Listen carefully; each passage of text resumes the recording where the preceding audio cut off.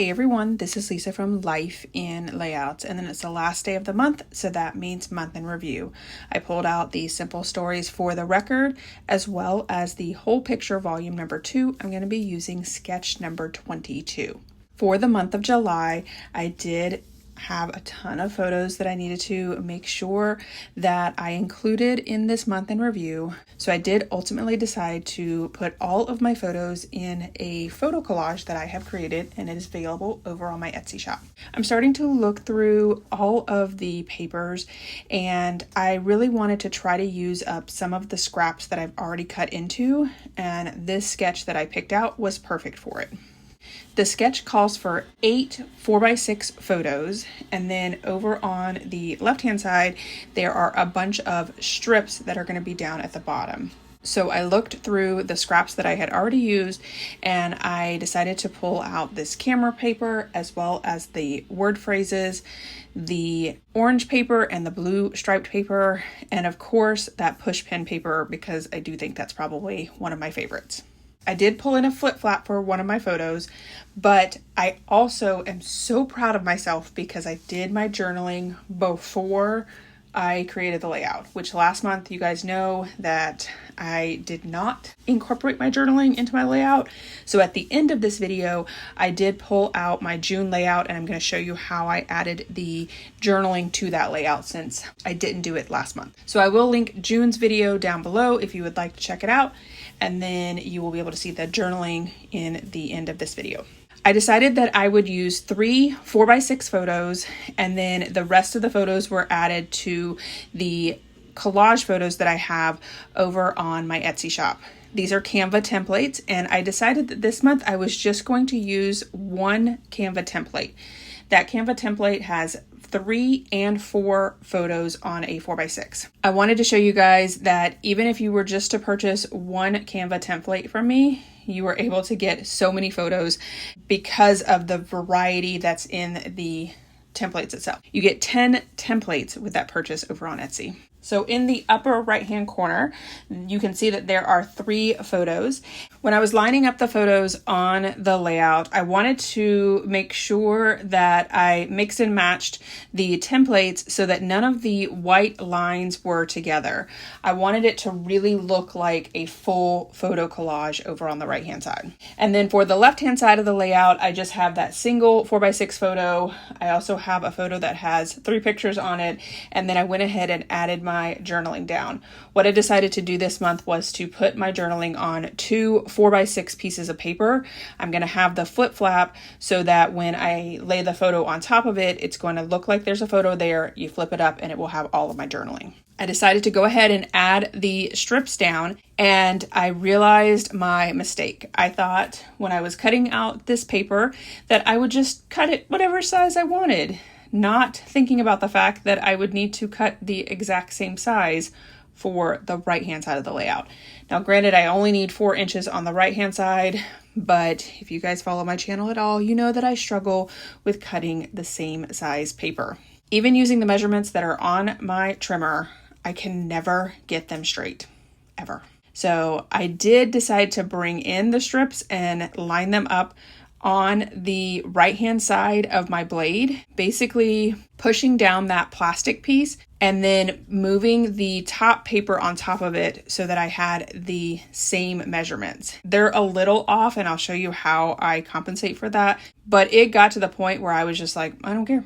I just do not care anymore. They're not going to be the same size no matter what. Even when I cut that striped paper, look at the difference between those two. There's a large one and a thinner one, and I just struggled so much with trying to get them to be the same size. Ultimately, I do end up making it work, but not without saying a lot of choice words that I'm so glad that I do not record volume on my camera. So I go ahead and get the top striped paper down on both the left and right hand side of the layout. And you can see that the layout is really starting to come together. I've really enjoyed doing these month-end reviews because I'm getting all of these like smaller stories told, but I'm also at a point where I am kind of over this collection. So this is my 7th layout with this collection. All the things that I loved about it in the very beginning are things that I'm just over right now. So as I'm getting the rest of the paper down, let me talk a little bit about some of the photos. Over on the far left-hand side is Eli driving. He is a little young. He hasn't actually gotten his learner's permit, but we do have a soccer/baseball field right next to where we live. And so there's a really large parking lot in that area. So I did take him over there on the 4th of July because I knew that one, there would be nobody in that area. So that would be a very open field. And it gave him the opportunity to just test out. We didn't go more than 10 miles an hour, but I wanted him to get the feel of being behind the wheel. And I am definitely not looking forward to that adventure beginning, but here we are in that stage of life. The photo right next to it is actually a 4x6 photo and it has 4 photos on it. In July is when all the baby frogs come out. And those 4 photos just show you a little bit of what I see on a daily basis. The photo that's on the top is actually looking out my scrapbook window. You can see tiny little black dots is what it looks like on the photo. But if you were able to zoom in, and I will definitely take close-ups of it, there are tiny baby frogs in that photo. And then the 3 photos that are on the bottom of that photo are frogs that are on my garage that are outside. So lots of frogs around our house. And if you guys follow my channel at all, you know of the story of the frog that was in my pipe. That was a very interesting time as well. The joys of living in Florida. Over on the right-hand side of the layout, I'm going to start in the top right-hand corner. Those 3 photos are actually 3 photos of each one of my nephews and my niece on their first 4th of July. I took a picture of my niece last year on the 4th of July, and I posted on Facebook the other 2 photos, and I just thought it was super cute to see the 4th of July from the past view. So I went ahead and included all 3 of those. Right below that photo is a photo of the weather app that I use. I love this weather app. It's called WT Forecast. So what the forecast is, I think what it's actually called. But it has just some funny sayings to go along with the temperature, and this one was really hilarious. It said, "Do you remember the level in Super Mario 3 where the sun tries to kill you? That is today." And that is definitely how we feel in the summer.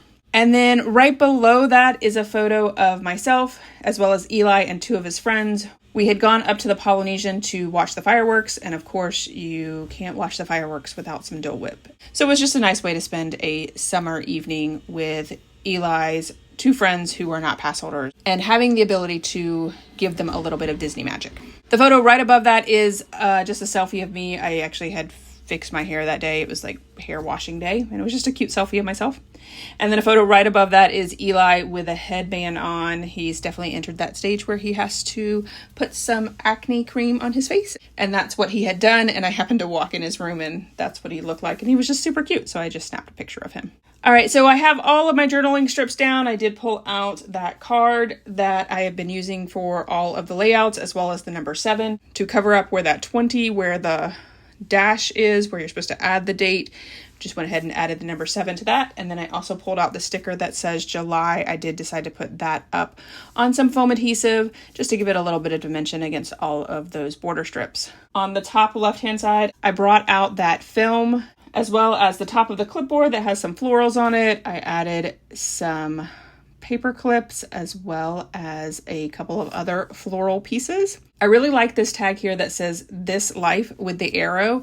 The sketch does call for an embellishment in the center of these 4 photos that are on the far right, but because I had used the collage on a lot of the photos, it made it a little difficult to add that piece. I did add it more on the photo of just me and Eli as opposed to kind of in the center. And then I'm just going to be adding some additional embellishments around the layout, making sure that I am just adding all of the number 7s that are in this layout so that I can represent the month of July. I also did decide to add some embellishments to the bottom of one of my journaling cards because I knew that I had some dead space down there. So as I'm doing that, let me just continue on with my photos. The photo that is of me and Eli, that is actually of our summer photo session We tend to do family photo sessions in the spring and in the fall. However, my photographer had an amazing setup, so we had to do some in the summer as well. So we got an extra set of family photos. And this was just a selfie that I had taken before our family photos, so I could post it on Facebook. And I really like the way that that came out. So I will have layouts with our family photo session, but this just gives us a kind of behind the scenes look of it. The photo right below that, I was actually doing some stitching on a layout of Eli's braces, and he came in my room and asked me what I was doing, and I showed him, and he said to me, hey, you should do a comparison of then versus now. So it's a picture of him holding the layout right next to his face to show kind of the difference between where he started and where he was. And I just love that he is willing to basically give me content for my channel. Right below that is the details of my channel for that month that I've been including every single month. And I also hit 29 subscribers in July of last year. So that's super exciting. And right above that, I'm working on a layout with lots of stitching. And I'm not sure why I snapped that photo. Who knows? It was in my July 2024 photo, so I added it. I basically just said in my journaling that I added some hand stitching to another layout. This one documents my surgery. I have really come to love the texture of stitching on my layouts. And then right next to that is a smaller photo that I actually ended up adding to the layout because I couldn't fit it in any of my collages. So I thought I would just print it really small and find a place on my layout. It's a picture of the cover of Twister because I'm always trying to introduce Eli to some classics, and Twister is definitely a summer classic. And it came out in July, so why not watch it in July? He really did enjoy it. He was actually wanting to watch the newer Twister, and I told him he had to watch the original first. Right above that is some butter beer cider from Keel Farms. Keel Farms is one of our local wineries here that I attend quite often, especially when they have trivia night, and on this particular night they had Harry Potter, so of course they're going to have a special drink to include butter beer cider. It was super yummy. The photo right above that, as well as the photo right next to it, is a picture of Tony Bones. He was one of our dogs that stayed with us in July. This was his first visit with us. So the photo that's above is of Eli with Tony Bones, and then the photo right next to the butterbeer is a photo of me with Tony Bones. I'm doing the same technique that I've been doing for all of my other layouts. I did pull out this die set as well as the stamps. I have both of them linked below if you would like to check them out. I am basically using the stamp to stamp the date for these photos, and then the number coordinates with the number that's on my journaling. So you can see my journaling over on the right hand side. I'm using that as a reference to the numbers that I need. So I always start out with that number, and then I just give a small description of what is in that photo, so that I am able to coordinate with the day and the photo. I know that other people kind of just give a summary of what they do in their journaling, but I really feel like for me, month in review is about telling a bunch of tiny stories that don't really need a full layout. So for this layout, I was able to get 18 mini stories told on one single double page layout. And I only ended up using one flip flap, which that's kind of exciting as well. You guys know that I don't stamp very well. I tend to have to make several stamps before it's straight on the circle, but I still use those pieces.